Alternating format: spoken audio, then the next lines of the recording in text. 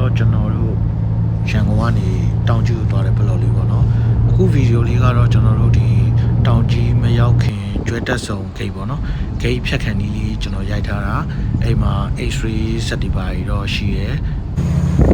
ဒါတော့ကားကြီးတွေက H3 ဖြတ်ဖို့စောင့်တယ်ပေါ့နော်ဟိုကျွဲတက်ဆုံဂိတ်နားမှာတော့ကျွန်တော်တို့ဗီဒီယိုတက်ပုံပါတွေကရိုက်လို့မရဘူးပေါ့နော်စစ်စေးတွေလည်းရှိလို့ကားတွေကတော့ highway ကားတွေကတော့အများကြီးပဲသူကျွဲတက်ဆုံဖြတ်ဖို့စောင့်နေတာကျွန်တော်တို့ရောက်တဲ့အချိန်ကလည်း6နာရီ9နာရီလောက်ဖြစ်နေပြီဗျကျွဲတက်ဆုံဖြတ်တော့နဲတာပေါ့လာရောတော့ပါတယ်飞机上不要拉着呀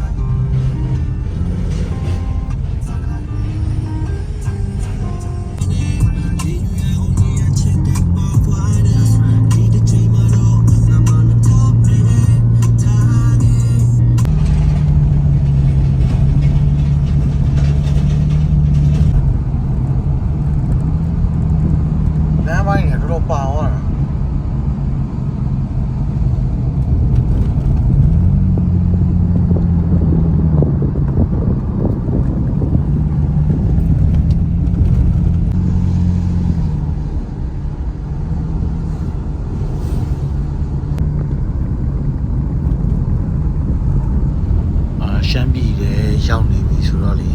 ရှားဒီဥထုလေးကတော့တော်တော်လေးအေးရတော်တော်လေးလက်ဆွေးလို့ကောင်းတော့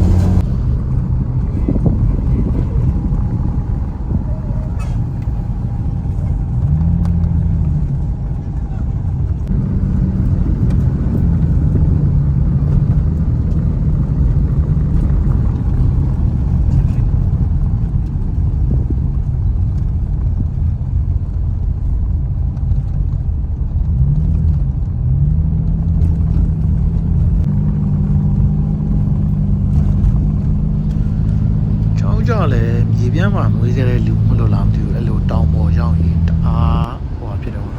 ရန်လို့ဆွေးလို့နဲ့တောင်တိုင်းကြီးကြည့်ပြီးတော့ VR တော့တော်တော်လေးမိုက်တယ်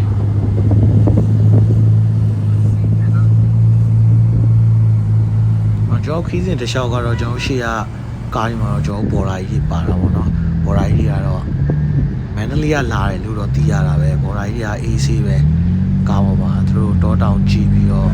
နမောင်ဟိုဘက်လှည့်လိုက်ဒီဘက်လှည့်လိုက်နဲ့အဲဒီဘော်ရာကြီးတွေနဲ့ပဲဘော်ရာကြီးကိုကျွန်တော်ကြော်သွားလိုက်ဘော်ရာကြီးကကျွန်တော်တို့ပြန်ကြော်လိုက်စုစုပေါင်းတိုးတယ်9កောင်လောက်တော့ရှိမယ်ဗျအဲကျွန်တော်တို့လန်ခီတစ်လျှောက်လေးတွေ့တာတေးကြပါတယ်တောင်ပေါ်ရောက်ရင်တောင်ကြီးဖြစ်ဖြစ်ကလော်ဖြစ်ဖြစ်အောင်ဝဲဖြစ်ဖြစ်ရှင်းပြခိုင်းတဲ့လူတွေတော့ရှိပုံရတယ်ဗျ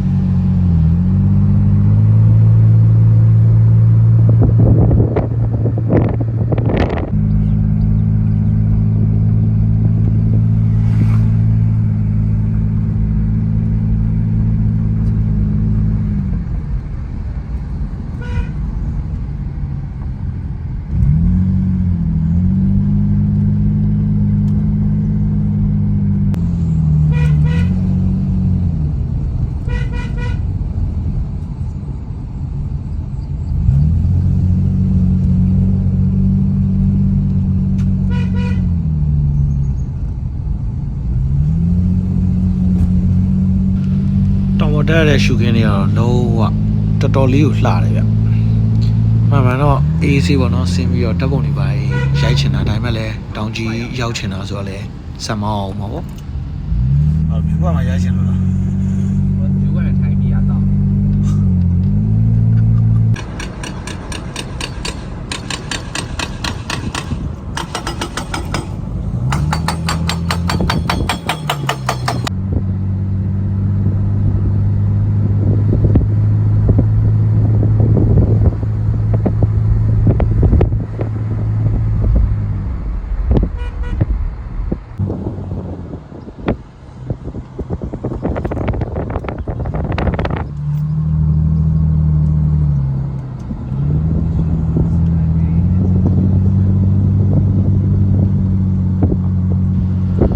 ကျွန်တော်တော့ဗျာအမှန်မှားတယ်အောင်ပန်းပြီးမှကလောပြီးမှတောင်ကြီးလို့ထင်တာပေါ့နော်တကယ်တမ်းရောက်တော့ကလောရင်ရောက်တယ်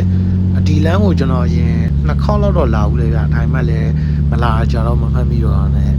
ကလောမျိုးကတော့တော်တော်လေးလဲစီပါတယ် ခေါ်လာပြီ ရှမ်းခောက်ဆွဲလည်းတော်တော်လေးကောင်းတယ်ဗျရှမ်းခောက်ဆွဲအစ်စ်စားရတာပေါ့နော်ကျွန်တော်တို့ရေးစိမ့်လေးပါတယ်မဟုတ်ပဲနဲ့ဒီမှာတော့ရှမ်းဆိုရှမ်းအစ်စ်စားရတယ်ဗျအခုကတော့ကျွန်တော်တို့ကလောရောက်ရင်စားတဲ့ထမင်းလိုက်တာဥပအောင်ဆိုရတော့ထမင်းဆိုင်ထမင်းဟင်းကတော့တကယ်ရှယ်ပဲကျွန်တော်တို့အပြန်မှာတော့စားမယ်ဆိုပြီးတော့ဆက်ပြီးတော့မောင်းတော့ကျွန်တော်တောင်ကြီးကြီးတော့ရောက်မောင်းရတာပေါ့နော်ဒါတော့တောင်ကြီးရောက်ပြီ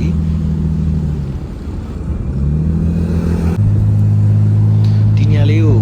ကြည့်ပြီးတော့တခုခုကိုဆွေးသလိုလိုအမြေပြားလူလိုပဲလွယ်သလိုလိုတောင်ပေါ်မှာပဲနေချင်သလိုလိုဖြစ်တဲ့ vibe လေးတော့ဒီနားလေးမှာရတယ်အခုကတော့ကျွန်တော်တောင်ကြီးမျိုးသွားဖို့အတွက်ဒါအတက်လမ်းမှာပေါ့နော်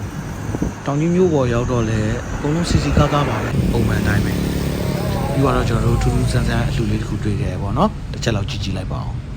生意很大。